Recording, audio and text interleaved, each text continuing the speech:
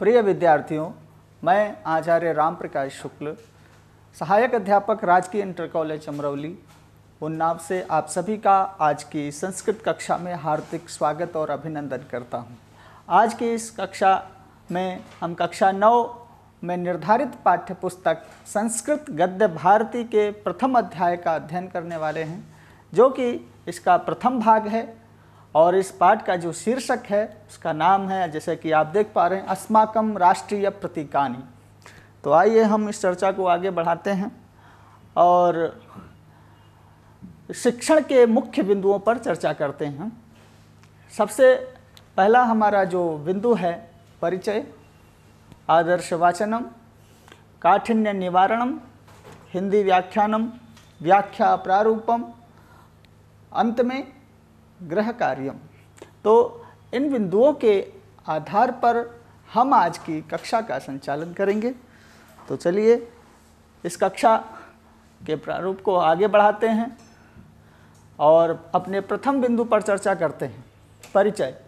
जैसा कि इसका शीर्षक है पाठ का, अस्माकं राष्ट्रीय प्रतीकानि, अर्थात हमारे राष्ट्रीय प्रतीक। संक्षिप्त परिचय इस अध्याय का इस प्रकार है। अध्याय में भारत के राष्ट्रीय प्रतीकों का वर्णन किया गया है। प्रत्येक राष्ट्र के कुछ अपने राष्ट्रीय प्रतीक होते हैं, जिसके द्वारा उस राष्ट्र का गौरव, उस राष्ट्र की संस्कृति का पता चलता है। उसी क्रम में हमारे भारतवर्ष में राष्ट्रीय पक्षी के रूप में मोर, राष्ट्रीय पशु के रूप में बाघ और राष्ट्रीय पुष्प के रूप में कमल को स्वीकृत किया गया है। तो इन्हीं राष्ट्रीय प्रतीकों का हम अध्ययन करते हैं। जैसा कि आप देख पा रहे हैं, राष्ट्रीय पुष्प कमल, राष्ट्रीय पशु बाघ और राष्ट्रीय पक्षी मोर यहाँ पर देख पा रहे हैं। तो इन तीन राष्ट्रीय प्रतीकों का इस भाग के अंतर्गत हम अध्ययन करेंगे। तो आइए सर्वप्रथम हम गद्यांश का आदर्श वाचन करते हैं संस्कृत में, जिससे कि आपके उच्चारण और श्रवण कौशल का विकास होगा। सर्वेषु राष्ट्रेषु राष्ट्रीय वैशिष्ट्ययुक्तानि वस्तूनि प्रतीकरूपेण स्वीक्रियन्ते। तेषु तद्राष्ट्रस्य गौरवं, चारित्रं, गुणाश्च प्रतिभासन्ते। तान्येव राष्ट्रीय प्रतीकानि निगद्यन्ते। अस्माकं राष्ट्रे भारतेऽपि कतिपयानि प्रतीकानि स्वीकृतानि सन्ति। तान्यस्माकं चारित्रं, संस्कृतिं, महत्त्वं च व्यञ्जयन्ति। पक्षिषु कतमः, पशुषु कतमः, पुष्पेषु कतमत् वा अस्माकं राष्ट्रीय महिम्नः प्रातिनिध्यं विदधाति इति सम्यक्तया विचार्यैव प्रतीकानि निर्धारितानि सन्ति। इस प्रकार से संस्कृत पाठ्य वस्तु का आदर्श वाचन आप सभी ने सुना। आशा करता हूँ इस उच्चारण को अनुकरण करते हुए आप सभी विद्यार्थीगण अपने उच्चारण कौशल में शुद्धता लाएंगे। अब हम इस पाठ्य वस्तु में आए हुए कुछ कठिन शब्दों के अर्थ जानते हैं काठिन्य निवारण के माध्यम से। जैसा कि प्रथम शब्द प्रतीकम, जिसका अर्थ है चिन्ह, वैशिष्ट्य युक्तानि, जिसका अर्थ है विशेषताओं से युक्त, प्रतिभासन्ते अर्थात झलकते हैं, राष्ट्रीय महिम्नः, राष्ट्रीय महत्व का। तो इस प्रकार से काठिन्य निवारण के माध्यम से हमने कठिन शब्दों के अर्थों को जाना, जो हमें व्याख्या में काम आएगा।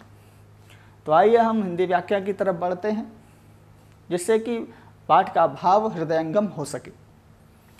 सभी राष्ट्रों में राष्ट्रीय विशेषताओं से युक्त वस्तुओं को प्रतीक अर्थात चिन्ह के रूप में स्वीकार किया जाता है, जिनसे उस राष्ट्र का गौरव और उस राष्ट्र की संस्कृति और उस राष्ट्र के गुणों का पता चलता है। तान उन्हीं के द्वारा, उन्हीं राष्ट्रीय प्रतीकों के द्वारा ही वहाँ के गुण प्रतिभाषित होते हैं, तो उन्हें ही राष्ट्रीय प्रतीक कहा जाता है। हमारे राष्ट्र भारत में भी कुछ राष्ट्रीय चिन्हों को प्रतीक रूप में स्वीकार किया गया है। वे हमारी संस्कृति को, वे हमारे चरित्र को, वे हमारे सांस्कृतिक महत्व को प्रकाशित करते हैं। पक्षियों में कौन सा पक्षी और पशुओं में कौन सा पशु और पुष्पों में कौन सा पुष्प हमारे राष्ट्रीय प्रतीक के रूप में स्वीकार किया गया है। कौन सा प्रतीक हमारी राष्ट्रीय महिमा का प्रतिनिधित्व करता है, ऐसा विचार करके ही राष्ट्रीय प्रतीकों को स्वीकार किया जाता है। तो इस प्रकार से इसका हिंदी अनुवाद आपने सुना। अब हम आगे बढ़ते हैं। जैसा कि इस प्रकार से अब हम अगले गद्यांश की ओर बढ़ते हैं। तो मयूरः, अब आदर्शवाचन वही क्रम रहेगा। मयूरः पक्षिषु मयूरः राष्ट्रीय पक्षी रूपेण स्वीकृतो अस्ति। मयूरो अतीव मनोहरः पक्षिः वर्तते। चंद्रवलय संवलितानि विचित्राणि तस्य पिच्छानि मनांसि हरन्ति। यदा गगनं श्यामलैर्मेघैराच्छन्नं भवति तदा मयूरो नृत्यति। तस्य तदानीन्तनं नर्तनं नयन सुखकरं चेतश्चमत्कारकं भवति। मधु मधुर स्वरूपोऽपि मयूरो विषधरान् भुङ्क्ते। इदमेवास्माकं राष्ट्रीय चारित्रं विद्यते। सर्वैः सह मधुरं वाच्यं मधुरं व्यवहर्तितव्यं मधुरम् आचरितव्यं।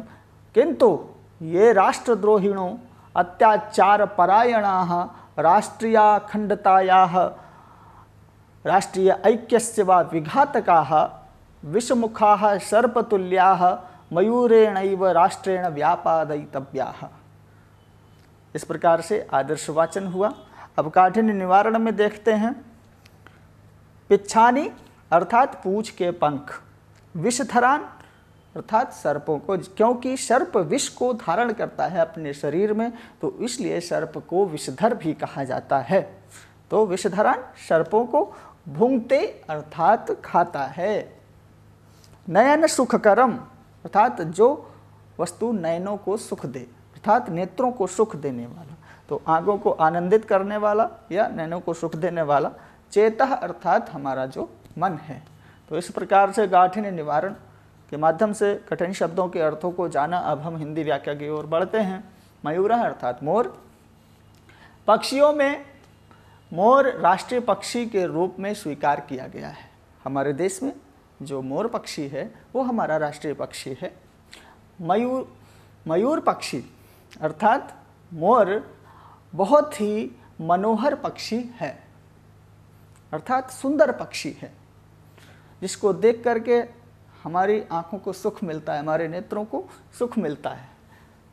अब उसकी विशेषताओं का यहाँ पर वर्णन कर रहे हैं कि उसके पृष्ठ अर्थात पंखों में चंद्राकार आकार बने होते हैं, अर्थात चंद्राकार गोले बने होते हैं, जो हमारे चित्त को, हमारे मन को आह्लादित करते हैं, अर्थात उन्हें देख करके प्रसन्नता होती है। मोर की सुंदरता को देख करके हमारा मन आह्लादित हो जाता है। जब आकाश काले मेघों से घिरा रहता है, जब आकाश में बादल घिरे रहते हैं, उस समय मोर अपना नृत्य प्रस्तुत करता है।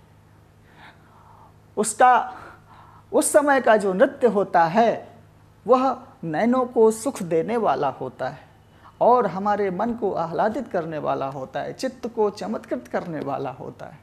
तो जब कभी भी हम मयूर को नृत्य करते हुए देखते हैं तो हमारे नेत्र चमक जाते हैं, हमारा हृदय आह्लादित हो जाता है। तो वही अनुभूति उसको देखने के पश्चात होती है। मधु मधुर स्वरूप होने के बावजूद, अर्थात मयूर का जो आकृति है, उसका जो स्वरूप है, उसको देखने पर बड़ा सुंदर लगता है, परंतु मधुर स्वरूप होने के पश्चात भी वह विषधरों को अर्थात सर्पों को खा जाता है।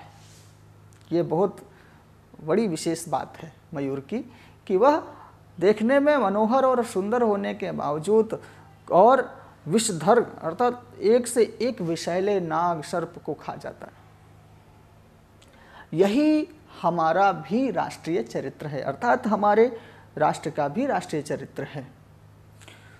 सभी के साथ मधुरता का व्यवहार करना चाहिए, सभी के साथ मधुर आचरण करना चाहिए, सभी के साथ मधुर वचनों को बोलना चाहिए।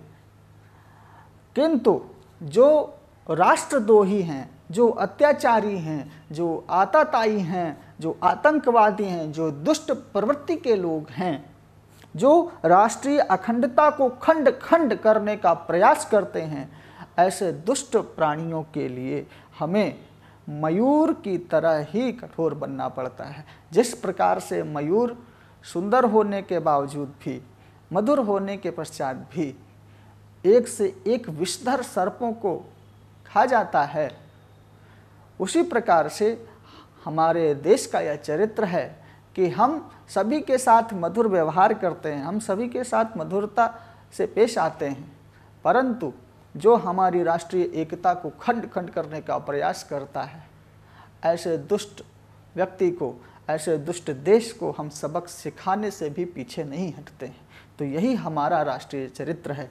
तो जिस प्रकार मयूर का चरित्र है, जो उसके गुण हैं, वो मधुर होने के पश्चात भी विषधर सर्पों को खा जाता है, उसी प्रकार हमारे देश का भी यही चरित्र है। तो हमें यह शिक्षा मिलती है इस मयूर पक्षी से कि मधुर होने के पश्चात भी दुष्ट व्यक्तियों को उनकी सज़ा अवश्य देनी चाहिए। तो इस प्रकार से हमने हिंदी अर्थ को जाना। अब हम आगे बढ़ते हैं।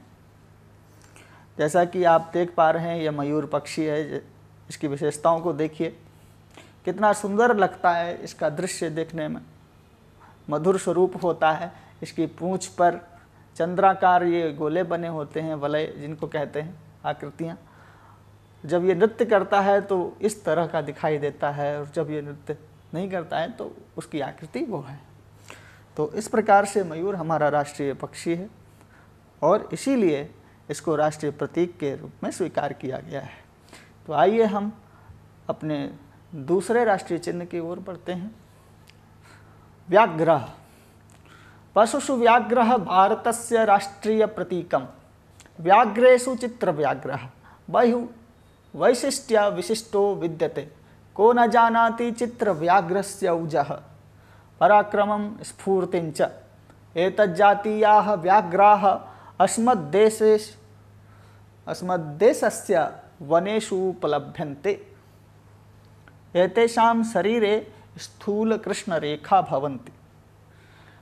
व्याघ्रो असावतीव तीव्रधावकः सततसावहितः संकटं विदूरादेव जिघ्रन् तदपनेतुं सचेष्टः। स्वलक्ष्यमवाप्तुं कृतिरतः स्वस्विन्नि एव पर्यटन वन्यो जंतु विस्तृतो जगति। तो इस प्रकार से आदर्शवाचन। अब हम काठिन्य निवारण देखते हैं। स्फूर्ति अर्थात तत्परता, कृष्ण रेखा अर्थात जो कृष्ण रेखा होती है, काली रेखा बनी होती है, उसको कृष्ण रेखा भी कहा जाता है। अगला जो कठिन शब्द है तीव्र धावक अर्थात तेजी से दौड़ने वाला। तो जो तीव्र धावक अर्थात तेजी से दौड़ने वाला। तो इस प्रकार से काठिन्य निवारण के शब्दों को हमने देखा। अब हम इसके हिंदी व्याख्या पर आते हैं। व्याघ्र अर्थात बाघ, हिंदी में जिसे कहते हैं बाघ। पशुओं में बाघ भारत का राष्ट्रीय प्रतीक है, भारत का राष्ट्रीय चिन्ह है। बाघों में जो चित्र व्याघ्र है, जो चितकबरा बाघ है, वह बहुत ही विशेष होता है। उसकी विशिष्टता अत्यंत अनोहारी होती है। कौन है जो चित्र व्याघ्र की स्फूर्ति और उसके तेज को नहीं जानता है, उसके पराक्रम को नहीं जानता, उसके बल को नहीं जानता है, वो सबसे तेज दौड़ने वाला भी प्राणी होता है। इस प्रकार के, इस जाति के बाघ हमारे देश के वनों में उपलब्ध होते हैं।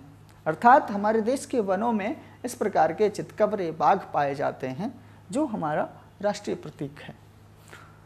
इनके शरीर पर मोटी सी कृष्ण रेखा अर्थात काली रेखा बनी हुई होती है। जैसा कि आप इस दृश्य में भी देख सकते हैं कि इनके शरीर पर कृष्ण रेखा बनी होती है, और इनके पराक्रम, इनके बल के विषय में सभी लोग परिचित हैं। तो यह अत्यंत तीव्र धावक होता है और जल्दी ही अपने ऊपर आने वाले संकट को दूर से ही पहचान लेता है। उसे घ्राण शक्ति इतनी तीव्र होती है कि अपने ऊपर आने वाले संकट को दूर से ही पहचान लेता है और उसको दूर करने के उपाय अर्थात अपनी रक्षा के उपाय करने के लिए प्रयासरत हो जाता है। इसकी और एक विशेषता है कि यह बाघ अपनी सीमा में रहकर ही पर्यटन करता रहता है और कभी किसी पर अनावश्यक अतिक्रमण नहीं करता है, अपनी सीमा में रहता है और अपनी सीमा में रहते हुए ही वन्य के सभी जीव जंतुओं में यह प्रसिद्ध होता है।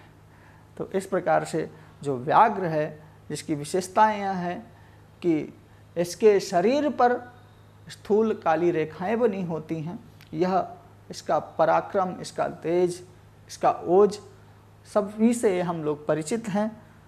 इसकी जो धावन क्षमता है वो बहुत ही तीव्र होती है, अपने ऊपर आने वाले संकट को दूर से ही पहचान लेता है और उसको दूर करने के उपाय करने लगता है। तो इसलिए यह राष्ट्रीय प्रतीक के रूप में स्वीकार किया गया है। जैसा कि बाघ का गुण है, उसका चरित्र है, उसी प्रकार से हमारे देश का भी राष्ट्रीय चरित्र है। तो आइए हम अपने गद्यांश की ओर आगे भी बढ़ते हैं, अगले राष्ट्रीय प्रतीक की चर्चा करते हैं। अगला राष्ट्रीय प्रतीक, उसका पहले हम आदर्श वाचन करते हैं। कमलम। कमलम सरसिजम पद्मम पंकजम शतदलम इत्यादि नाम भी प्रतिथम पुष्पम अस्माकं राष्ट्रीय प्रतीकत्वेन स्वीकृतम। राष्ट्रीय पुष्पस्य यशो विद्यते तस्य कोमलत्वं मनोहरत्वं विकासशीलत्वं पवित्रत्व चा अभिलक्ष्यैव कविभिः तस्य बहुशः वर्णनं कृतं। न कश्चिन् महाकविः संस्कृत भाषायां हिंदी भाषायां वा विद्यते येनैतस्य पुष्पस्य माहात्म्यं न गीतं। देवानां स्तुति प्रसंगे दिव्य करचरणादीनाम् अंगानां मानव हृदयस्य चोपमानीकृतं सांस्कृतिकं महत्वं बिभर्ति पुष्पमिदम्। इस प्रकार से आदर्श वाचन संपन्न हुआ।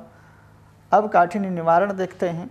प्रथितम शब्द आया है, प्रथितम अर्थात जो प्रसिद्ध होता है इसको प्रथितम कहा जाता है। मनोहरत्वम सुंदरता अर्थात जो मनोहारी है, जिसको देख करके हमारे अंदर आह्लाद उत्पन्न हो। कर अर्थात हाथ। तो इस प्रकार से काठिन्य निवारण के शब्दों को देखा हमने। अब हम इसकी हिंदी व्याख्या की ओर बढ़ते हैं। कमल, सरसिज, पद्म, पंकज, शतदल इत्यादि नामों से प्रसिद्ध जो पुष्प है हमारा राष्ट्रीय प्रतीक है। अर्थात कमल, सरसिज, पद्म, पंकज यह कमल के पर्यायवाची हैं और इसे ही हमारे भारतवर्ष के राष्ट्रीय पुष्प के रूप में स्वीकार किया गया है। यह राष्ट्रीय पुष्प होने के गौरव को धारण करता है। इसकी कोमलता, इसकी मनोहरता, इसकी विकासशीलता और इसकी पवित्रता को ध्यान में रख कर के ही कवियों के द्वारा इस पुष्प का बहुत प्रकार से वर्णन किया गया है। इसके विषय में न जाने कितने काव्य लिखे गए हैं, इसके विषय में न जाने कितनी किंवदंतियाँ हैं। अतः बहुत सारे, चाहे वो हिंदी भाषा का कवि हो या फिर वो संस्कृत भाषा का कवि हो, सभी ने इस पुष्प के ऊपर बहुत सारे काव्य लिखे हैं। न कश्चिन महाकवि अर्थात ऐसा कोई महाकवि नहीं बचा है संस्कृत भाषा में और हिंदी भाषा में जिसने इस पुष्प के महात्म्य को न गाया हो अपने काव्य में। चाहे वो कोई भी, चाहे वह कालिदास हो, चाहे वह बाणभट्ट हो, चाहे वह दंडी हो, सभी ने अपने अपने तरह से इस पुष्प के महात्म्य को अपने काव्यों में स्वीकार किया है। इसी से इस पुष्प की महत्ता का पता चलता है। देवों की स्तुति के प्रसंग में जब देवताओं की स्तुति की जाती है, उनके कर, चरण अर्थात उनके शारीरिक अवयवों को, मनोहर अवयवों को कोई उपमान देना होता है तब, और जब कभी मानव के हृदय को उपमान देना होता है, अर्थात कहने का तात्पर्य यहाँ पर यह है कि देवताओं की स्तुति के प्रसंग में जब देवताओं के शारीरिक अवयवों को कोई उपमान देना हो, चाहे मानव के हृदय को कोई उपमान देना हो, तब सांस्कृतिक महत्व को जो पुष्प बतलाता है वह हमारा यह कमल पुष्प होता है, जिसके द्वारा देवताओं के विषय में भी उपमाएं दी जाती हैं। उनके हाथों को कमल कहा जाता है, कभी उनके नेत्रों को कमल कहा जाता है, कभी उनके चरणों को कमल कहा जाता है, और कभी मानव के हृदय को भी कमल की संज्ञा दी जाती है। तो इस प्रकार से संस्कृत भाषा हो या हिंदी भाषा हो या सामान्य बातचीत की भी भाषा हो, कमल के महत्व को सभी ने मुक्त कंठ से स्वीकारा है, और इसी गुण के चलते हुए यह हमारा राष्ट्रीय चिन्ह है, अर्थात हमारा राष्ट्रीय पुष्प है। इसके महत्व को यह धारण करता है। तो जिस प्रकार से कमल सीमित अवसरों में भी अपना विकास कर लेता है, अर्थात एक छोटे से तालाब में जहाँ पर और सारी सुविधाएं न हों, लेकिन यह अपने विकासशीलता को हमेशा प्राज्वल्यमान रखता है, अर्थात उसको सतत निरंतर जारी रखता है, उसी प्रकार से हमारे भारत देश की भी यह विशेषता है कि हम सीमित अवसरों में भी अपना विकास करने का सामर्थ्य रखते हैं। तो इसी महत्व के चलते पुष्प, यह जो कमल है, राष्ट्रीय पुष्प के रूप में स्वीकार किया गया है। इस प्रकार से कमल की विशेषताओं को जाना। इस कमल के चित्र को आप देख सकते हैं किस प्रकार से कितना मनोहारी पुष्प होता है। यह सीमित अवसरों में रहकर भी अपना इतना सुंदर विकास करता है। चाहे वो कहते हैं पंके जायते, अर्थात कीचड़ में उत्पन्न होकर भी कमल इतना सुंदर कैसे हो सकता है, परंतु इसकी मनोहरता, इसकी दिव्यता, इसकी विकासशीलता देखते ही बनती है। ऐसे ही हमारे राष्ट्रीय चरित्र भी है, ऐसा हमारे देश का महत्व भी है। इसीलिए इसी महत्व को देखते हुए इसको राष्ट्रीय पुष्प के रूप में स्वीकार किया गया है। तो इस प्रकार से आपने कमल के महत्व को जाना। तो इस प्रकार से आपने देखा कि मोर, व्याघ्र और कमल, इन तीन राष्ट्रीय चिन्हों को आपने जाना, इनकी विशेषताओं को जाना, इन्हें क्यों राष्ट्रीय चिन्ह के रूप में स्वीकार किया गया है। एक विशेष बात, जब आप कभी परीक्षाओं में व्याख्या करते हैं गद्यांश की, तो उसका एक आदर्श प्रारूप क्या होता है, यह हम आपसे साझा करते हैं। जब कभी आप संस्कृत गद्यांश की व्याख्या करें तो सबसे पहले आप संकेत करें, अर्थात उसमें पाठ्यवस्तु का, जिसका जो व्याख्येय गद्यांश होता है उसका संकेत करें, जैसे कि यहाँ कमलम और पुष्पमिदम। उसके पश्चात उसका संदर्भ लिखें। संदर्भ जैसे कि प्रस्तुत गद्यांश कक्षा 9 की निर्धारित पाठ्य पुस्तक संस्कृत गद्य भारती के अस्माकं राष्ट्रीय प्रतीकानि शीर्षक से अवतरित है। इस प्रकार से आपका संदर्भ हो जाता है। फिर प्रसंग लिखें उस गद्यांश का। इस गद्यांश में कमल को राष्ट्रीय प्रतीक के रूप में क्यों स्वीकार किया गया है, यह बताया गया है। तो इस प्रकार से आपका प्रसंग हो जाता है। उसके पश्चात आप उसकी व्याख्या करना प्रारंभ करें, जिससे कि आपको परीक्षाओं में अधिकतम अंक अर्जित हो सके। तो इस प्रकार से आपने व्याख्या प्रारूप देखा। अब हम इस कक्षा के माध्यम से सीखे गए ज्ञान का आंतरिक मूल्यांकन करने के लिए आपको कुछ बोध प्रश्न दे रहे हैं, जिससे कि आपका आंतरिक मूल्यांकन हो सके, जिन्हें आप गृह कार्य के रूप में उनको हल करेंगे। सर्वेषु राष्ट्रेषु सन्ति, यह गद्यांश का संकेत यहाँ पर दिया गया है। इसकी गद्यांश भाग की हिंदी व्याख्या आपको करनी है। मयूरः कदा नृत्यति, आपने गद्यांश में जाना, इस पाठ के माध्यम से जाना कि मयूर कब नाचता है, अर्थात मोर कब नृत्य करता है। इसका उत्तर आपको देना है। पशुओं में बाघ कैसे श्रेष्ठ है, यह आपको बताना है। पशुषु व्याघ्रः कथम श्रेष्ठतमः, इसका उत्तर भी आपको देना है। अंतिम प्रश्न है कमलस्य के पर्यायाः सन्ति। जब आपने कमल की विशेषताओं को पढ़ा तो वहाँ पर कमल के पर्यायवाची शब्दों को भी पढ़ा। आपको ज्ञान हो चुका है कि कमल के कौन कौन से पर्यायवाची हैं, तो आप इन्हें भी अपने उत्तर में लिखेंगे। तो इस प्रकार से अस्माकं राष्ट्रीय प्रतीकानि पाठ के प्रथम भाग का अध्ययन पूर्ण होता है। आशा करता हूँ पठित पाठ के माध्यम से आपको राष्ट्रीय चिन्ह के रूप में विशद जानकारी प्राप्त हुई होगी। इसी के साथ मैं आपसे विदा लेता हूँ। धन्यवाद।